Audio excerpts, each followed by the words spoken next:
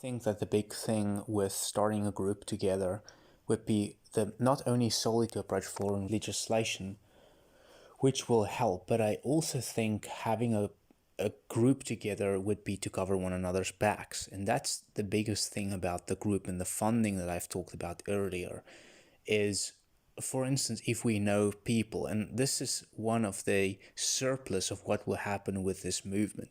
If you know a person, I mean, it's gonna probably be one, and you can use the waiting time to figure out who's gonna have the first slot. Let's say slot one is one individual. Well, I think about it like this: you're gonna have a couple hundred people who represent, and that's the most important thing. They're going to represent the person who's about to die, and they're going to ensure that this person's right is being protected.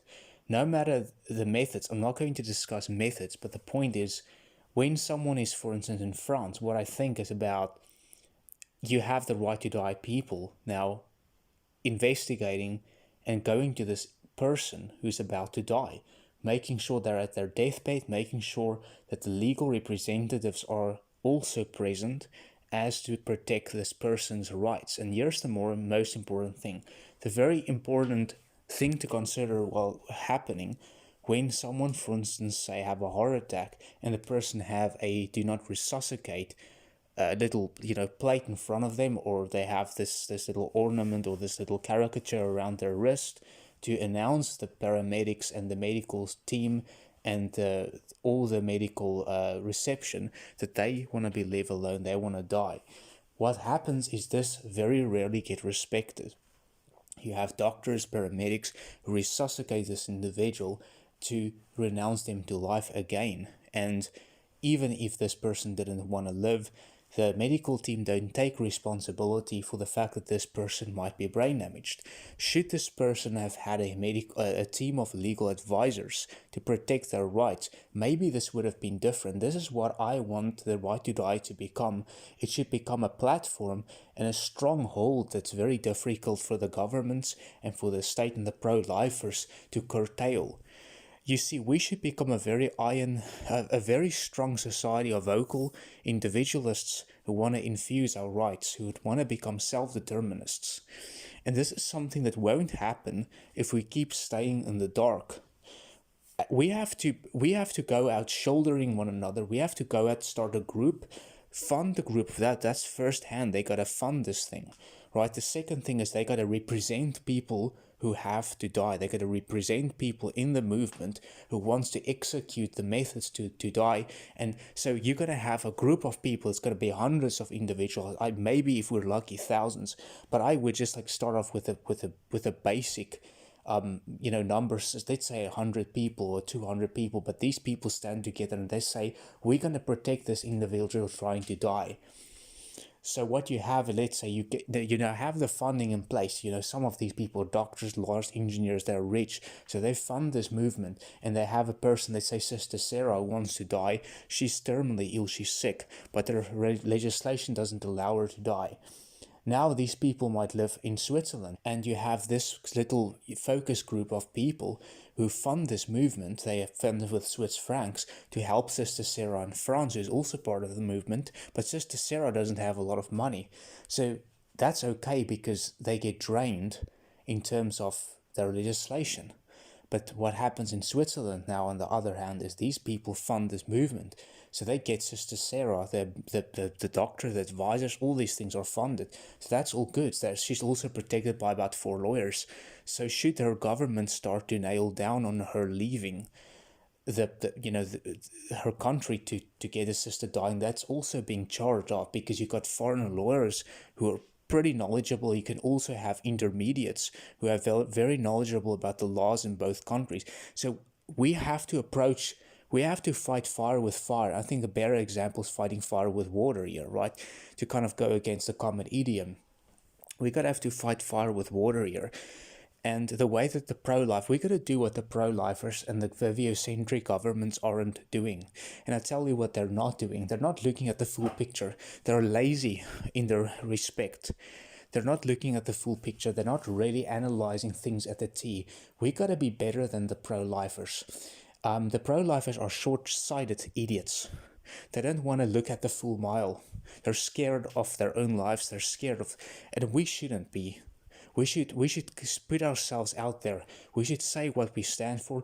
We should stand proud, and we should approach foreign legislation with a funding scheme first in hand.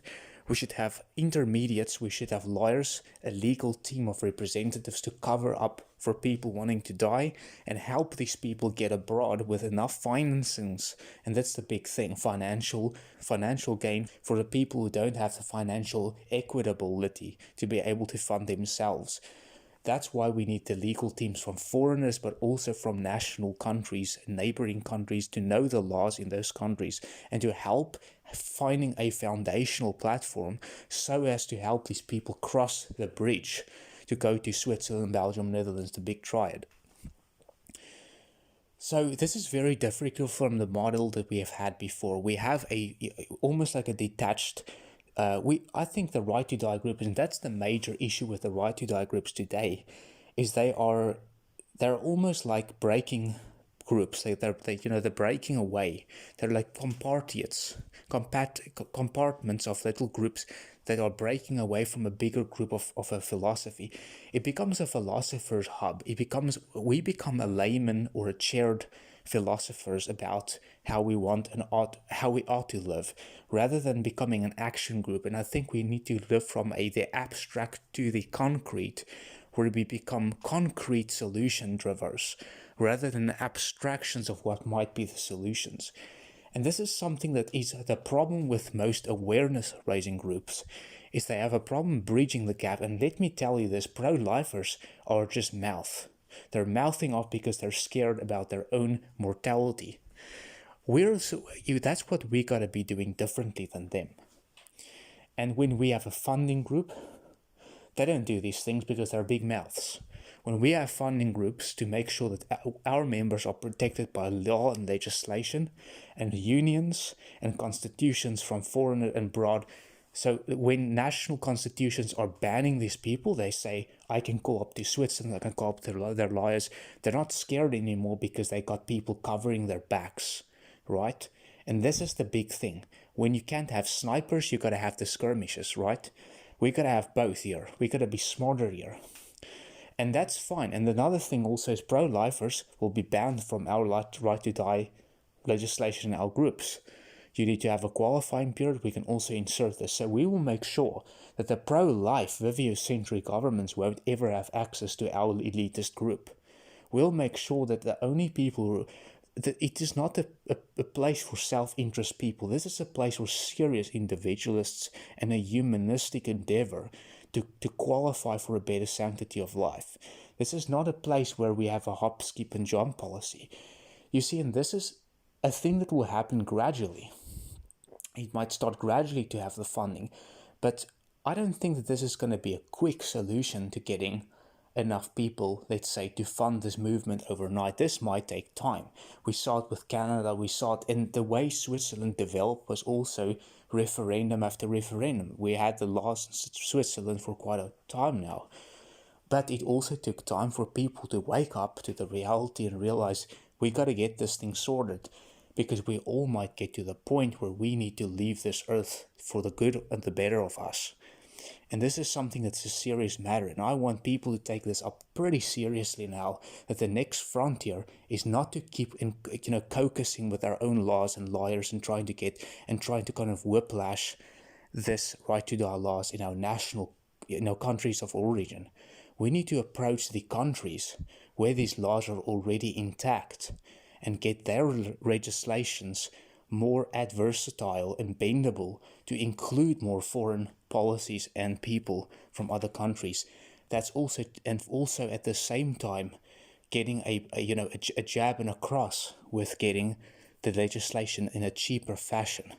And I know Philip Nitschke is doing work on getting this utilized, but there's a lot of other problems. I don't think that this idea has enough stream of people interested.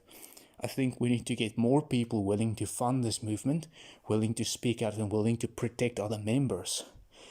And this is not going to happen by being in the corner. All of us, we're going to have to become pretty vocal. We're going to have to talk about it. We're going to have to become more open about it, debate.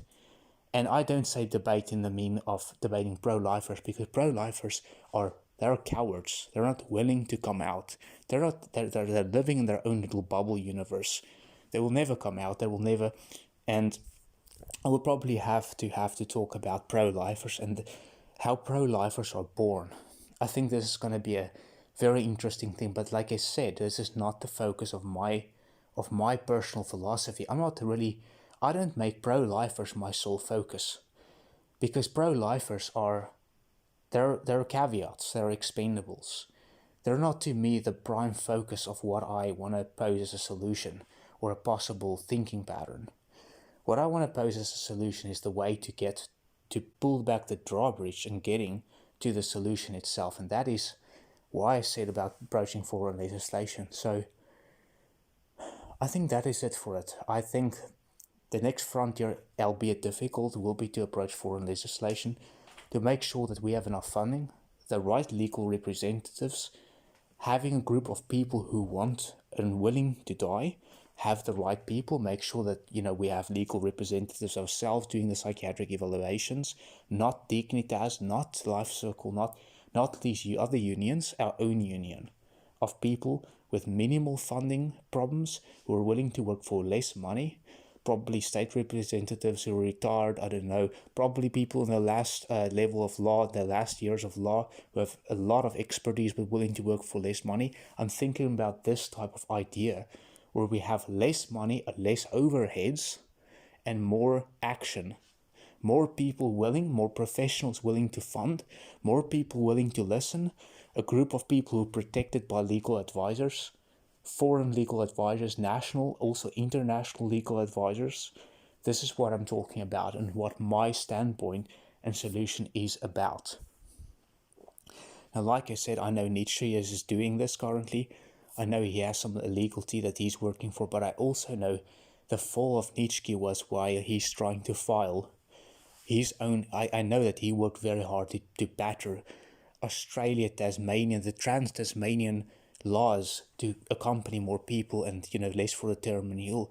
And I know the terminally ill laws, the ones that's being passed now in New Zealand in 2020, has been predominantly about the terminally ill people, but this wasn't the referendum that was passed. So I want to try and make and create at least create a bit of an open analogy with this, simply because I don't see how our national laws will ever reserve a place or seat for open discussion when they infuse their own thinking patterns and prejudices.